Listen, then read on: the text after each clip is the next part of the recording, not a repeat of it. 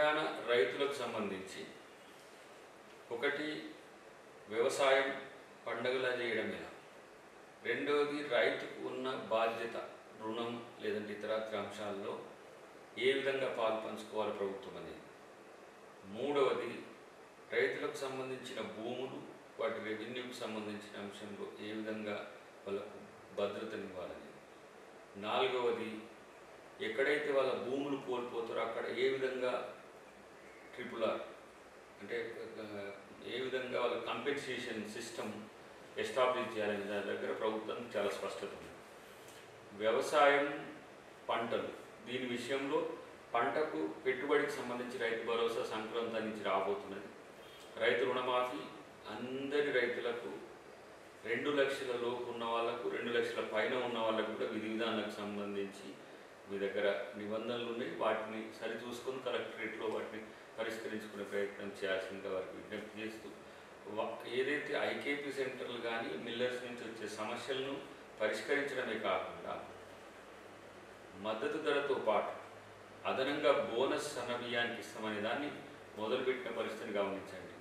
మా ముఖ్యమంత్రి గారి విజ్ఞప్తి కూడా ఏమున్నదంటే సన్నబియ్యం పండించండి, మనం సోషల్ వెల్ఫేర్ హాస్టల్స్కే కాదు అన్ని రకాల హాస్టల్స్ పిల్లలకు పెట్టేది కూడా మనం సన్నబియ్యాలే పెట్టడమే కాకుండా ఆ పంట తక్కువ వస్తుందని చెప్పి ఎక్కువ వేయకుండా ఉండడం వల్ల కూడా మనకు దిగుబడిలో ఇతరత్ర వేరే ప్రాంతాలకు తరలించడానికి అవకాశం ఏర్పడుతుంది. కాబట్టి మనం పండించుకొని మన పిల్లలకి మంచి జరగడానికి మీరు సన్నబియ్యాలు కూడా పండించాలనే విజ్ఞప్తి బోనస్ ద్వారా ప్రభుత్వం చేస్తుంది.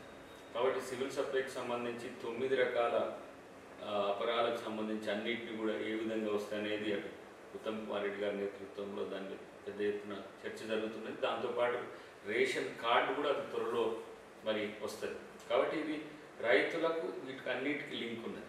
అయితే ఇక్కడ రైతు భరోసా సంక్రాంతితో పాటు ఎవరైతే నూతన ఆధునిక పద్ధతులను అవలంబించడానికి వ్యవసాయంలో ఫామ్ అగ్రికల్చర్ కానీ లేదంటే ఇజ్రాయెల్ టైప్ అగ్రికల్చర్ కానీ లేదంటే ఇంకా నూతన పద్ధతుల్లో అగ్రికల్చర్ చేయడానికి ఉంటే కూడా వాళ్ళకు ఆర్థికంగా అన్ని రకాల మద్దతు టెక్నికల్గా మద్దతు ఇవ్వడానికి వ్యవసాయ శాఖ ముందు. కానీ ఇప్పుడు జరుగుతున్న వాటిలో రైతు రుణమాఫీ కాలేదని చెప్పి ఒక దుష్ప్రచారం. ఒక సంవత్సరం లోపే 21,000 కోట్ల రూపాయల రుణమాఫీ చేసిన ప్రభుత్వం దేశంలోనే ఒకే ప్రభుత్వం తెలంగాణ ప్రభుత్వం. కాబట్టి వాటిని గమనించాల్సిన అవసరం ఉంది. ఇక వ్యవసాయ భూములు కానీ లేకపోతే పారిశ్రామికీకరణకు భూసేకరణ కానీ సంబంధించిన అంశంలో రైతులను తప్పుదోవ పట్టించి రెచ్చగొట్టే ప్రక్రియల లఘుచర్లో జరిగింది కొడంగల్. వాళ్ళు దాదాపు 30,000 పైచిలకు ఎకరాలు సేకరించి భూమిని కొన్నారు. కానీ కాంగ్రెస్ ప్రభుత్వం భూసేకరణ చట్టం 2013 ప్రకారం రిహాబిటేషన్ కానీ వాటికి సంబంధించిన ఏమంటారు తెలుగులో కరెక్ట్గా చెప్పాలంటే వాళ్ళకి సంబంధించిన నష్టాన్ని పూడ్చడానికి ₹1 విలువ భూమి తీసుకుంటే ఏ విధంగా 2 ₹3 ఇవ్వచ్చో చట్టం మేమే తయారు చేసి అప్పట్లో. కాబట్టి 2013లో ఆ చట్టాన్ని అనుసరించి మీకు కంపెన్సేషన్ వస్తుంది. కాబట్టి దాన్ని మీరు ఫాలో కాండి. కానీ బీఆర్ఎస్ నాయకులు రెచ్చగొట్టినట్టుగా ఇంకా బీజేపీ నాయకులు ఇంకెవరు రెచ్చగొట్టినట్టుగా ప్రభుత్వం భూమి ఇవ్వద్దు, ప్రభుత్వం ప్రజా ప్రయోజనాలు కొరకు చేసే వాటి విషయంలో చేయొద్దు అంటే అభివృద్ధి మళ్ళీ కుంటుపడుతున్న పరిస్థితి. ఎవరైతే నష్టపోతున్నారో వాళ్ళకి సరైన కంపెన్సేషన్ ఇవ్వడమే ప్రభుత్వ లక్ష్యంగా ఉంటుంది. అన్నిటికంటే ముఖ్యంగా రైతు తెలంగాణ ఆర్థిక వ్యవస్థలో చాలా బలమైన ఒక ఆయుధం.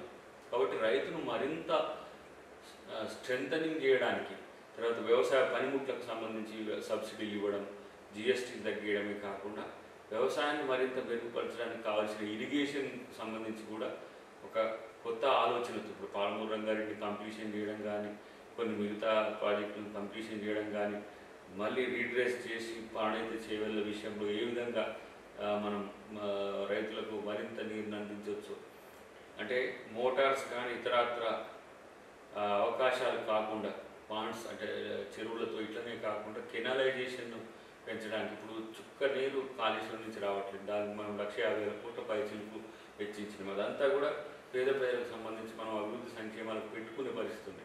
అదొక వైట్ ఎలిఫెంట్గా ఉన్నది. గతంలో కాంగ్రెస్ పార్టీ నిర్మించిన శ్రీపాద ఎల్లంపల్లిని అక్కడి నుంచి ఇప్పుడు నీటిని తీసుకువచ్చే ఒక ప్రయత్నం జరుగుతున్నది. హైదరాబాద్ కూడా సో ఇలాంటివన్నీ కూడా రైతులకు, తర్వాత వ్యవసాయానికి, లేదంటే మొత్తంగా పెద్ద సామాజిక వర్గంగా తెలంగాణలో ఉన్న రైతు సమాజం కొరకు అన్ని రకాల ప్రయత్నాలు చేస్తాం. అన్నిటికంటే ఎక్కువ ఏంటంటే రైతు సుఖపడితేనే, రైతు ఆర్థిక వృద్ధి చెందితేనే తెలంగాణ వృద్ధి చెందనే విషయంలో ప్రభుత్వానికి స్పష్టత ఉంది. కాబట్టి రైతు మిత్రులంతా కూడా మీకు వచ్చిన కష్టాన్ని ప్రభుత్వం దృష్టికి తీసుకురండి, దాన్ని పరిష్కరించే ప్రయత్నం చేస్తుంది. అంతే తప్పితే రాజకీయాల కోసం ఇలాంటి కొన్ని శక్తులు చేసే వాటి విషయంలో కొంత జాగ్రత్తగా